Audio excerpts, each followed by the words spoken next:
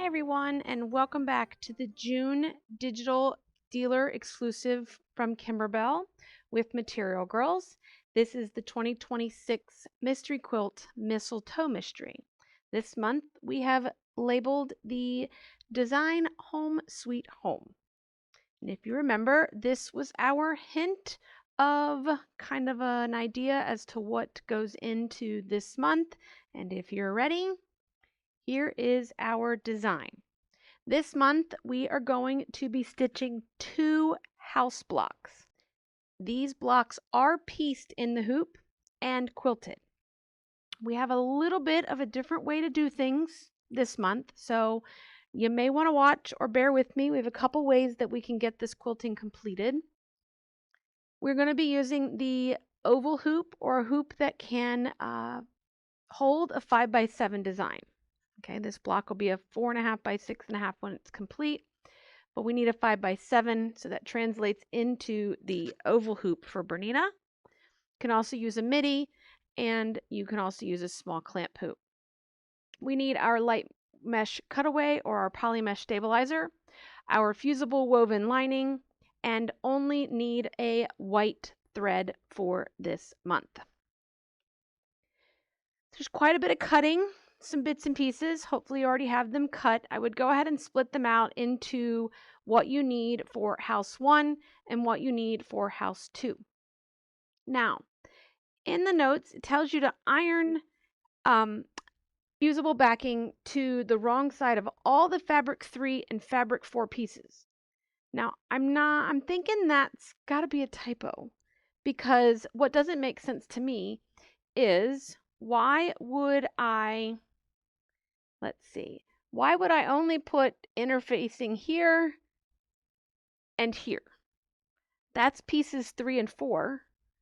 So I'm not exactly sure why. I am going to put interfacing on the back side of every piece that I have. That way it really coordinates and matches with the rest of the blocks that we have been doing. Okay, so I went ahead and applied fusible woven to everything. Go ahead and put the stabilizer in your hoop, and then we're going to open up the design, which is the June file. There's only one design in there, and it looks just like it does here to the right. I'm going to switch over here to our screen. So here is our block, and you can see that it's only pieced. Only piecing in this design. So there are 2 ways that you could do this. We could piece this block, take it out of the hoop, trim it to the size, and then move on to doing the quilting. Just like if we were doing a pieced filler block, we would then quilt this block.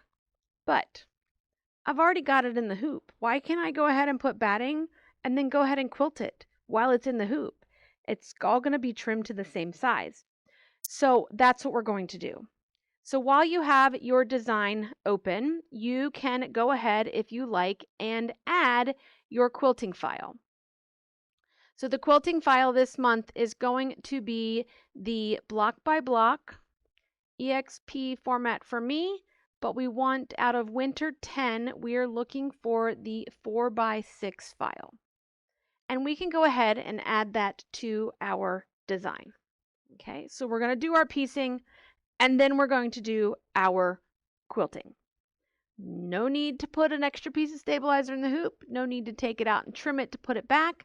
We're going to do it in one hooping. There are a couple of different ways that we could put batting in here, and I'm going to talk about that in just a moment. So with our design already created for us on the screen here, so this is that 4x6 Winter 10 file that we're using. I'm going to move over to the machine, and we're going to stitch color stop 1. Color stop 1 is going to stitch us a piecing template. So you can see everything that it's going to do right there as a piecing template. But they show you, if you can kind of tell there looks like there's batting in here. Okay, but they don't ever tell you to put batting down. Okay, so this is how we're going to do it. You can go ahead and stitch this piecing template.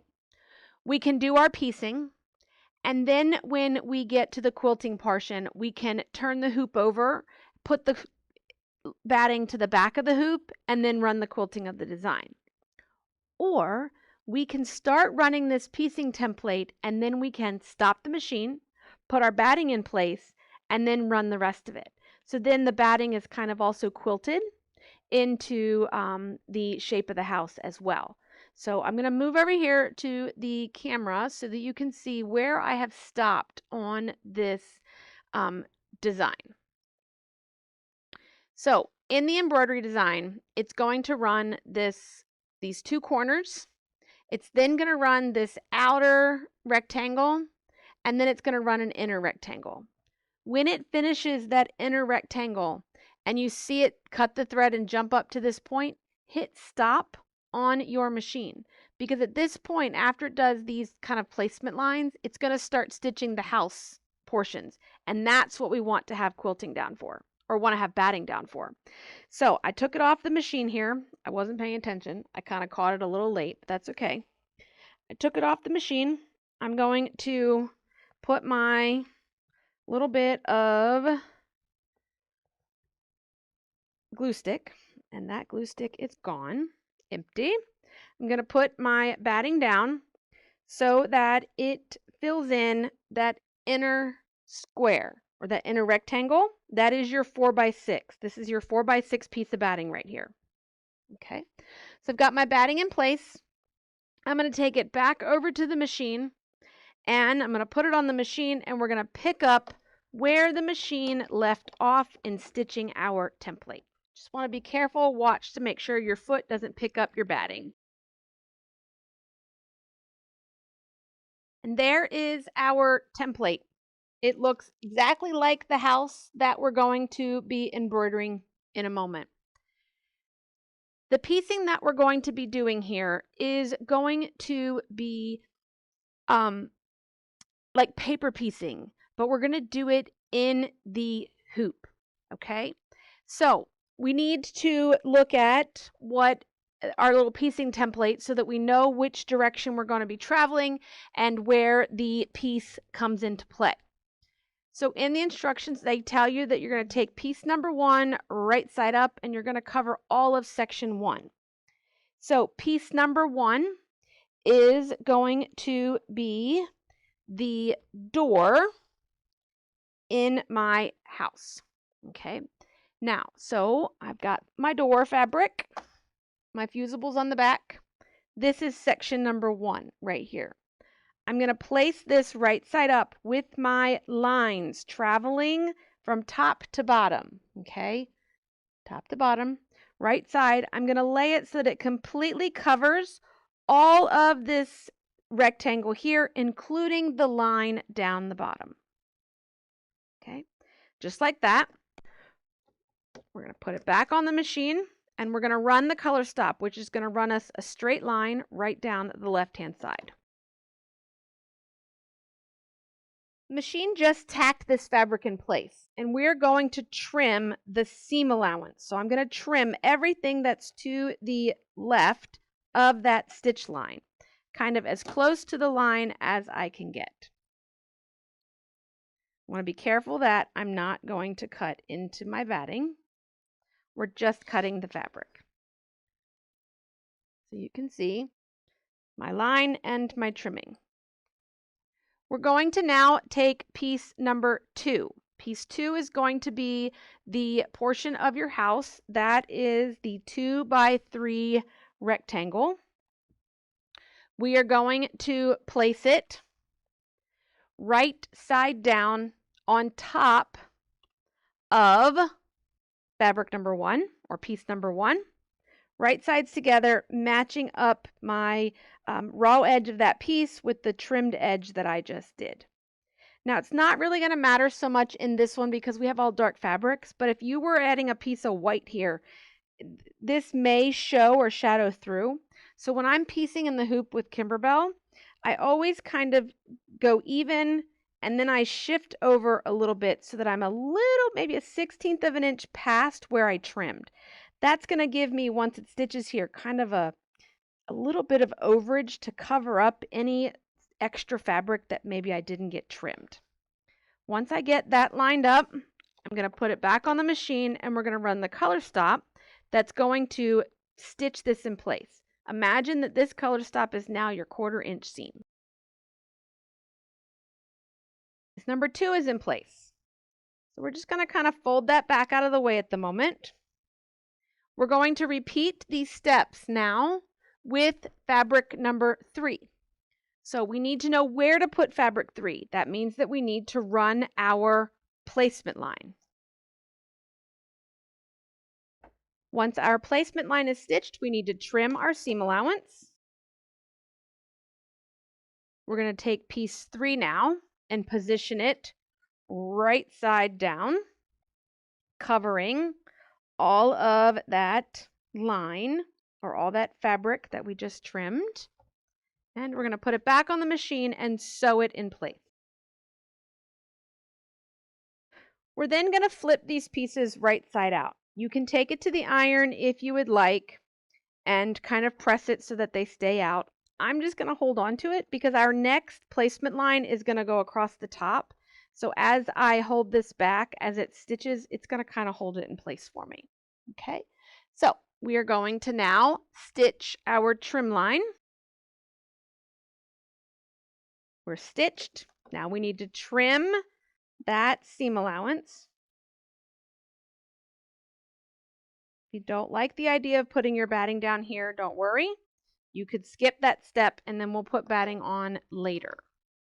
We now need piece number 4. Piece number 4 is going to be the upper portion of your house. So right side down, and we're going to, if I line it up with that line, see how you can see a little bit of that sticks up? So I'm just going to bring that up just a little bit. We have plenty of fabric to cover this space.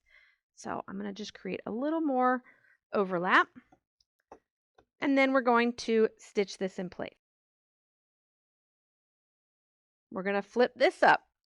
And we're going to repeat these steps now, completing the rest of our pieces, following the same exact steps. We're going to run the placement line, trim it, fabric goes right side down, sew it in place.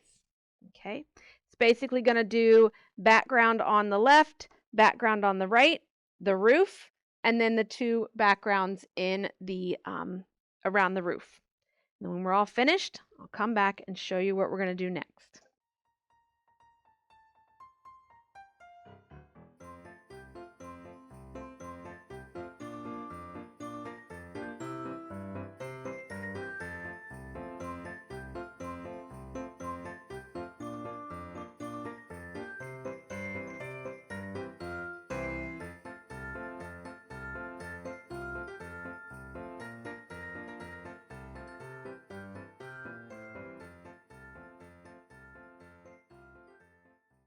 Now, at this point, you may want to take this to the iron and give it a good press before we move to the next step.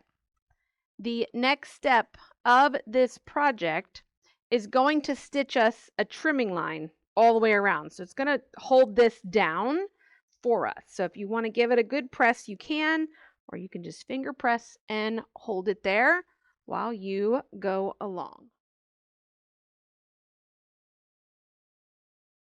Okay, at this point, if you have combined your design with your quilting, we are done with the quilting design. If you've already placed your batting in place, you're good. We're going to get ready and just jump right to the quilting portion. If you have not placed your batting in the hoop yet, we need to do that. So we're going to take the hoop off the machine and we're going to come on over to the table. You've not put your batting on. You can go ahead and turn your hoop over, and using that inner placement line that's stitched when we stitched our stitching template, place your batting here. Okay, so get your batting in place. You can tape it so it holds it onto it, and then you can return the hoop to the machine. If you do not want to do the quilting like this, you can then proceed to take this out of the hoop, trim it up to the 4.5 by 6.5, and follow the steps for the block by block quilting as if this was a pieced filler block, okay, using the same file and everything like that, okay? But, so if you need to, put your batting on. If you've already got your batting in, you're good.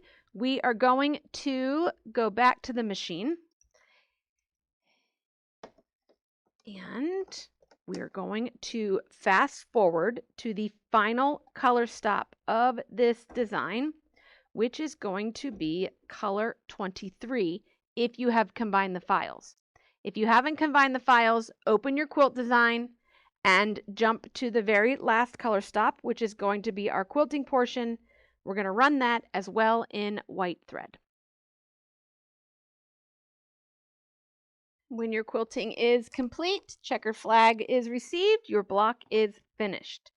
So we can take this off of the machine. We can go ahead and take it out of the hoop, and we're going to trim this block down to 4.5 by 6.5. You can pull out your 4.5 by 6.5 orange pop if you like, center your design inside of that area and trim, or you can use your regular ruler. This line that was stitched to hold this background or this piecing in place is your trim line. So it should, for the most part, measure 4.5 by 6.5. But as you know, sometimes fabric shrinks, so don't just rely exactly on those lines. Double check to make sure that they are actually 4.5 by 6.5, and then you can trim. So here's our house. Here's house number 1, house number 2. Both made the same way, just different fabrics in different places. We will attach the little reef embellishment when your entire quilt is complete. So just leave that embellishment alone, and we will put that on at the very last thing that we do, the end of the year. And that is what I have for you this month. Nice, quick, easy, just 2 blocks. So here's our hint for next month. We have some brown, see a little bit of red and white, and we will see what that turns into. I hope that you have a wonderful month. Good luck in stitching your houses. If you have any questions, do not hesitate to reach out, and I'll be happy to help. Have a great day, and we'll see you soon.